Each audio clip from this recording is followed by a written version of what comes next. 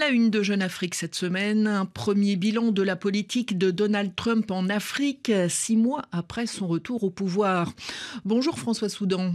Bonjour Catherine. On ne s'attendait pas à une politique très amicale de la part du président américain vis-à-vis du continent africain, mais la réalité dépasse ce que les plus pessimistes avaient imaginé. C'est pourquoi vous parlez de véritable maltraitance. Oui, la liste des mesures prises depuis 6 mois dont le continent est la cible délibérée ou la victime collatérale, elle est impressionnante, Catherine. Dernière en date, le travel ban, évidemment, l'interdiction d'entrée aux USA des ressortissants de 12 pays, dont 7 Africains, qui est entré en vigueur depuis le 9 juin. C'est une décision violente, discriminatoire, qui peut paraître infamante dans ses motivations officielles, mais qui obéit finalement à l'implacable logique de la politique migratoire trumpienne. Tout étranger en situation illégale est considéré comme une menace pour la sécurité nationale des États-Unis. Et les pays dont le pourcentage de ressortissants demeurant sur le territoire américain au-delà du délai légal de leur séjour est jugé excessif, même si leur nombre est faible, ou ceux dont les passeports profitent à des individus suspects de liens avec les organisations labellisées terroristes comme le Hezbollah, font l'objet d'une punition collective.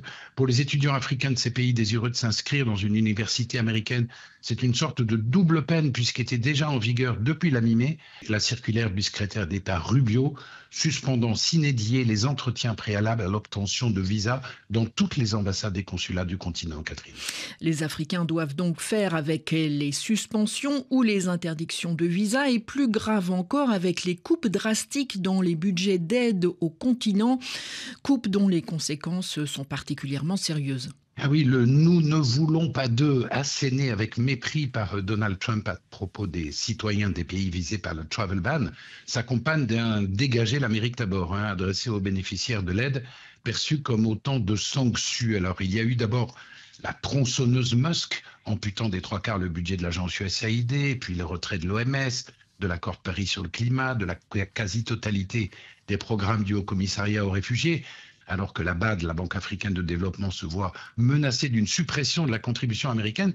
Cette dernière mesure, elle figure dans le projet de loi budgétaire 2026, lequel comporte également une lourde taxe sur les transferts de fonds à l'étranger qui s'annonce problématique pour de grands pays comme le Nigeria, le Ghana, le Kenya, le Sénégal, et carrément meurtrière pour les petits. Je pense à la Gambie, au Cap-Vert, au Libéria, au Lesotho, là où les virements en provenance de la diaspora représentent parfois plus de 20% du PIB, Catherine. Enfin, François Soudan, vous posez cette question. Quel effet la politique de Donald Trump aura-t-elle sur le soft power américain ?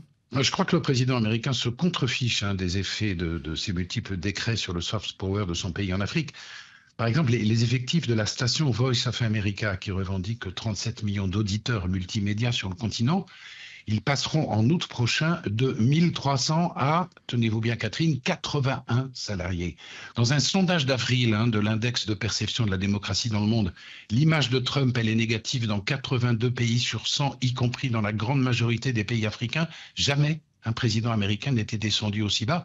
Alors le grand rival chinois, il en tire avantage, bien sûr, mais les dirigeants africains seraient peut-être bien inspirés, eux, de mettre à profit cet abandon américain pour réduire leur dépendance, renforcer leur résilience et faire preuve d'un sursaut de dignité collective. Marquer le coup, par exemple, en boycottant au niveau officiel les festivités du 4 juillet, qui est la fête nationale américaine dans les ambassades des États-Unis, des pays dont les ressortissants sont jugés indésirables.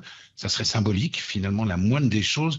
Mais je ne me fais pas trop d'illusions à ce sujet, Catherine. Merci François Soudan. Plusieurs articles sur cette question sont à retrouver sur jeuneafrique.com.